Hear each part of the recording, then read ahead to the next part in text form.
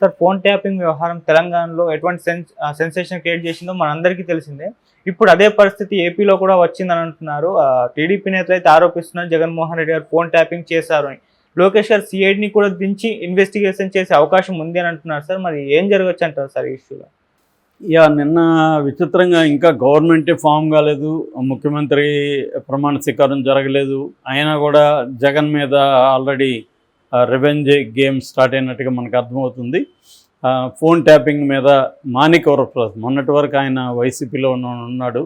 So ఆయనకు అక్కడ బాగా అవమానం జరిగినట్టుగా మనకు అర్థమవుతుంది. ఎందుకంటే ఆయన ఓపెన్గానే ముఖ్యమంత్రి అపాయింట్మెంట్ నాకు ఎవరన్నా ఇప్పించండి అని ఆయన అనౌన్స్ కూడా చేశాడు అప్పుడు. సో పైగా ఆయన గుంటూరు జిల్లా తెలుగుదేశం అధ్యక్షుడిగా ఉండి ఆయనకు ముఖ్యమంత్రి అపాయింట్మెంట్ దొరకలేదనేది అప్పట్లో సంచలనమైంది.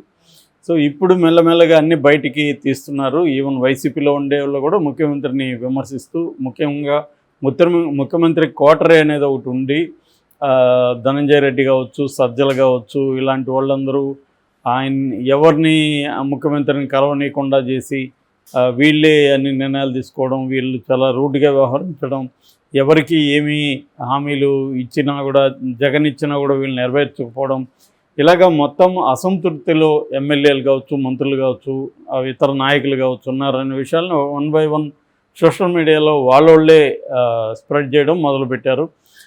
నిన్న కొంతమంది వైసీపీ నాయకులు కూడా మొదలుపెట్టారు. ఎప్పుడైనా ఓటమి అనేది జరిగితే ఇంకా రకరకాల కారణాలని బయటికి తీస్తుంటారు. సో అదేదంటారు కదా మామూలుగా బ్యాడ్ టైం గుడ్ టైం అని, అలాగా జగన్కి బ్యాడ్ టైం స్టార్ట్ అయింది, వీళ్ళకి గుడ్ టైం స్టార్ట్ అయింది. సో మామూలుగానే మనకి ఇండియన్ పాలిటిక్స్లో ఏంటంటే రివెంజ్ పాలిటిక్స్ అనేది వెరీ వెరీ కామన్. అప్పట్లో జగన్ జైలుకి పోవడానికి కాంగ్రెస్తో పాటు చంద్రబాబు కారణం అనేది జగన్ నమ్మాడు. దానివల్ల జగన్ అధికారంలోకి వచ్చినాక వాళ్ళ మీద పగ తెచ్చుకోవడం మొదలుపెట్టాడు. సో తెలుగుదేశం నాయకుల్ని ఇబ్బంది పెట్టడం, ఆర్థిక మూలాల్ని దెబ్బతీయడం, వాళ్ళని అవసరమైతే కేసులు పెట్టడం, ఇలాంటివన్నీ జగన్ చేశాడు. సో మనం చూసాము సిఐడి కేసులు పెట్టి వరుసగా ఇటు లోకేష్ని ఇటు చంద్రబాబు నాయకంగా జైల్లో పెట్టారు. లోకేష్ లాంటి వాళ్ళని కూడా చాలా ఇబ్బంది పెట్టారు. అప్పుడే లోకేష్ చాలాసార్లు అనౌన్స్ చేశాడు చంద్రబాబు పాలన చూసుకుంటాడు, నేను వీళ్ళ సంగతి చూసుకుంటానని. ఇప్పుడు కూడా అదే జరగబోతున్నట్టుగా అంటున్నారు. లోకేష్ అసలు మంత్రి పదవి కూడా ఈసారి తీసుకోడు, కంప్లీట్గా ఇటు పార్టీ నిర్మాణం కేడర్ అని చూసుకోవడం, రెండో వైపు తనకి ఇబ్బందిగా మారిన అధికారుల్ని వాళ్ళ అంతు చూడడం, ఇటు వైసీపీ నాయకులు అంతు చూడడం, ఈ కార్యక్రమాల్లోనే లోకేష్ నిమగ్నం ఎట్టుగా అర్థమవుతుంది. ఎందుకంటే చంద్రబాబుకి రెవెంజ్ పాలిటిక్స్ తక్కువ ఉంటుంది మామూలుగా మిగతా వాళ్ళతో పోలిస్తున్నప్పుడు. ఆయన రాజకీయ అధికారంలో లేనప్పుడు ఎంతను విమర్శిస్తాడు, కానీ అధికారంలోకి వచ్చినాక రెవెంజ్ పాలిటిక్స్ తక్కువ అని చెప్తారు. అసలే లేదని చెప్పలేము. లేకపోతే జగన్ని జైలుకి పంపించడానికి ఆయన ఎందుకు ట్రై చేస్తాడు? కాకపోతే కంపారేటివ్లీ తక్కువ. ఎప్పుడైనా కూడా మామూలుగా ట్రెంచ్ మెథడ్ అని ఒకటి ఉంటుంది ఏనుగును పట్టడానికి. అడవిలో ఏనుగును తరుముతూ ఒక పెద్ద గోయి దోతారు, ఆ గోయిలో ఏనుగు పడుతుంది. పడినప్పుడు ఇద్దరు ఉంటారు, ఒకరేమో వచ్చి అంకుశంతో పొడుస్తాడు, ఇంకొకడేమో వచ్చి దానికి చెరుకు పెడతాడు. సో ఇది మెల్లగా ఏం చేస్తుంది, చెరుకు పెట్టేవాడు మాలిమి అవుతుంది, అంకుశం పొడిచే వైపు వాడిని ఎనిమిగా ట్రీట్ చేస్తుంది. అంటే వీళ్ళు ఒకరు సాధువుగా ఉంటారు, ఒకరేమో రఫ్గా ఉంటారు. ఇద్దరు ఏమి కూడా ఏనుగుని మచ్చిక చేసుకోవడం. కానీ ఏనుగు ఒకరిని నమ్ముతుంది, ఒకరిని వ్యతిరేకిస్తుంది. దీన్ని ట్రెంచ్ మెథడ్ అంటారు. ఇది రాజకీయ నాయకులు చాలామంది చేస్తుంటారు. ఇంతకుముందు కూడా రాజశేఖర్ రెడ్డి వాళ్ళ రాజారెడ్డి ఇదే చేసేవాళ్ళని చెప్తారు. అప్పుడు రాజారెడ్డి ఏమో అంకుశం పొడిచేవాడు జనాలతో, రాజశేఖర రెడ్డి ఏమో చెరుకు పెట్టేవాడు అని. సో గ్రామాల్లో తమ పట్టు కోసం వీళ్ళిద్దరు ఇలా చేసేవాడు అనేది అప్పుడు పౌర హక్కుల సంఘం రిపోర్ట్లో కూడా ఉంది. అలాగా ఇప్పుడు చంద్రబాబు లోకేష్ కలిసి ఈయనేమో చెరుకు పెడుతుంటాడు చంద్రబాబు, అతనేమో అంకుశంతో పొడుస్తుంటాడు. ఇలాంటి ఒక డ్రామా స్టార్ట్ అయ్యేట్టుగా మనకి అర్థమవుతుంది. సో ఈ డ్రామాలో భాగంగా ఫస్ట్ ఫోన్ ట్యాపింగ్ మళ్ళీ అక్కడ కూడా స్టార్ట్ అయింది. ఇక్కడ ఎలాగైతే మనకి ఇక్కడ కూడా సిమిలర్గా మనం చూడొచ్చు. ఎప్పుడైతే ఈయన అధికారంలోకి వచ్చాడో రేవంత్ రెడ్డి, వరుసగా స్కాములు అవి ఇవి కేసులు మొదలుపెట్టాడు. అధికారుల అరెస్టుతో ఈయన స్టార్ట్ చేశాడు. మేబీ ఎన్నికలు అయిపోయింది కాబట్టి నెక్స్ట్ ఈయన కూడా రాజకీయ అంటే కేసీఆర్ని, కేటీఆర్ని, హరీష్ రావుని వీళ్ళని జైలుకి పంపిస్తాడనేది చూడాలి. ఆ అవకాశం అయితే కనిపిస్తుంది.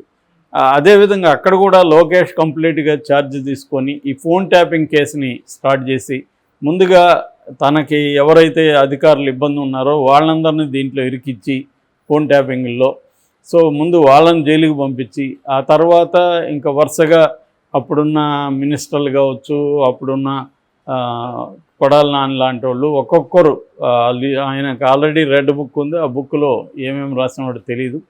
ఆ వరుసగా వాళ్ళని స్టార్ట్ చేసి వాళ్ళని జైలుకి పంపించే కార్యక్రమం, కేసులు ఇవే జరుగుతాయి. లీగల్గా అంతకంటే ఏం జరుగుతాయి? ఎవరైనా ఏం చేస్తారు? కేసులు పెడతారు, జైలుకి పెడతారు, వీళ్ళు బెయిల్కి ట్రై చేసుకుంటారు, లేదా జైల్లో కూర్చొని పుస్తకాలు చదువుకుంటూ మన కవితలాగా మెడిటేషన్ చేసుకుంటూ ఉంటారు. అంతకంటే ఏం జరగదు.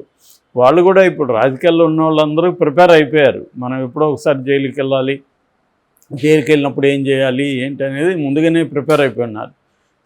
కాబట్టి ఇప్పుడు జగన్ కూడా ఆల్రెడీ డిక్లేర్ చేశాడు, నేను చాలా కష్టాలు అనుభవించాను, ఇంకా కూడా అంతకంటే పెద్ద కష్టాలు నన్ను పెట్టడానికి వచ్చినా కూడా నేను ఫేస్ చేస్తాను. తనకు కూడా తెలుసు కదా, ఎందుకంటే తను అదే పని చేశాడు. తను ఇప్పుడు చంద్రబాబుని జైలుకి పంపించాల్సిన అవసరం ఏమి లేదు తనకి, కానీ తను జైలుకి పంపించాడు. ఇప్పుడు లోకేష్ గమ్మున్నాడు. అందరూ అదే అంటున్నారు తెలుగుదేశం వాళ్ళు, చంద్రబాబు రివెంజ్ తీసుకోవట్టు కానీ సార్ లోకేష్ తీసుకున్నాడు. ఎవరు తీసుకుంటే ఏందో ఆడ రివెంజ్ అయితే జరుగుతుంది కదా. చంద్రబాబు దీన్ని అందుకనే ఏనుగు ట్రెంచ్ మెథడ్ చెప్పాను. మామూలుగా చంద్రబాబు మంచోడే కానీ లోకేష్ ఇది చేస్తున్నాడు అనేది ఒకటి అవుతుంది. చంద్రబాబు అలో చేయకపోతే లోకేష్ ఎందుకు చేస్తాడు?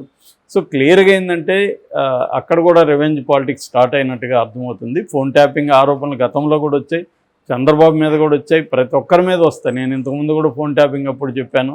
ఫోన్ ట్యాపింగ్ అనేది ప్రతి రాజకీయ నాయకులు ఏ పార్టీ ఉన్నా అధికారంలో వస్తుంది. ఎందుకంటే వాళ్ళు అదొక మార్గం. ఫోన్ ట్యాపింగ్ అనేది ఇవాళ టెక్నాలజీ డెవలప్ అయింది కాబట్టి ఈజీ. ఇది ఎప్పటి నుంచో రాజుల కాలం నుంచి కూడా శత్రు రాజుల మీద, తమ దేశంలో ఉండే వాళ్ళ మీద కూడా నిఘా వ్యవస్థ ఉండడం అనేది రాజుల కాలం నుంచి ఉంది. దాని తర్వాత ల్యాండ్ లైన్ ఉన్నప్పుడు కూడా మనకి పాత సినిమాల్లో చూస్తే కూడా అవన్నీ ఎట్లా పెడతారు, ల్యాండ్ లైన్లో అవన్నీ కూడా వస్తాయి. ల్యాండ్ లైన్లో కూడా బగ్స్ అవి పెట్టేవాళ్ళు.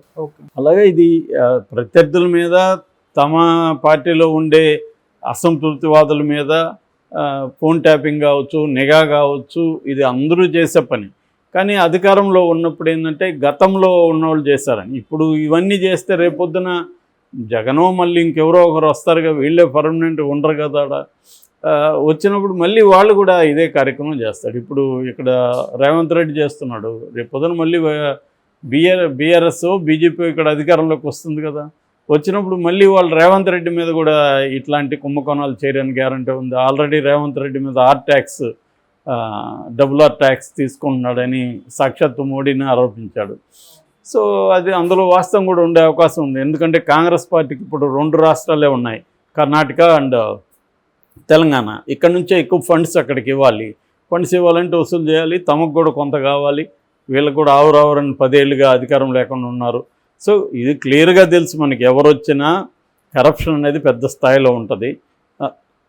తర్వాత నిఘా అనేది ఉంటుంది. చంద్రబాబు మీద నిఘా పెట్టినాడనే కదా, మన చంద్రబాబు నిఘా పెట్టించాడనే కదా ఏబి వెంకటేశ్వరరావుని సస్పెండ్ చేసింది వాళ్ళు.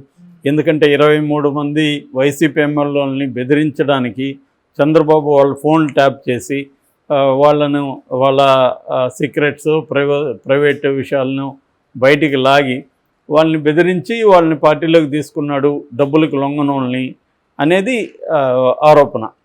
ఇది ప్రతి ఒక్కరు చేస్తారు. ఇక్కడ కేసీఆర్ మీద కూడా అదే ఆరోపణ. కేసీఆర్ ప్రత్యర్థుల్ని బెదిరించి కొంతమందిని పార్టీలోకి తీసుకున్నాడు, తర్వాత ప్రత్యర్థులకి మనీ సోర్సెస్ ఏంటి దాన్నంతా కూడా పట్టుకున్నాడని ఇప్పుడు అదే చేస్తారు. ఇప్పుడు జగన్ కావచ్చు, జగన్ చుట్టూ ఉన్న వాళ్ళందరి మీద వీళ్ళు కూడా రేపు పొద్దున నిఘా బెటర్ అనేది ఏం లేదు. ఆల్రెడీ వీళ్ళు పెట్టారనే ఆరోపణలు వచ్చాయి.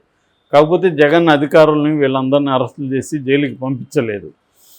వీళ్ళు ఇప్పుడు ఇవన్నీ చేసే అవకాశం ఉంది. ఒక రకంగా రేవంత్ రెడ్డి మోడలే అక్కడ కూడా లోకేష్ అమలు చేసే అవకాశం ఉంది. మనం ఇంకా భవిష్యత్తులో చాలా చెప్పుకోవాలి. ఎవరెవరు జైలుకి పోతే ఆ రోజంతా స్టోరీలు చెప్పుకోవాలి. ఇదైతే ఒక సపరేట్ డిపార్ట్మెంటే పెట్టుకోబోతున్నట్టుగా మనకు అర్థమవుతుంది ఈ పనుల కోసమే.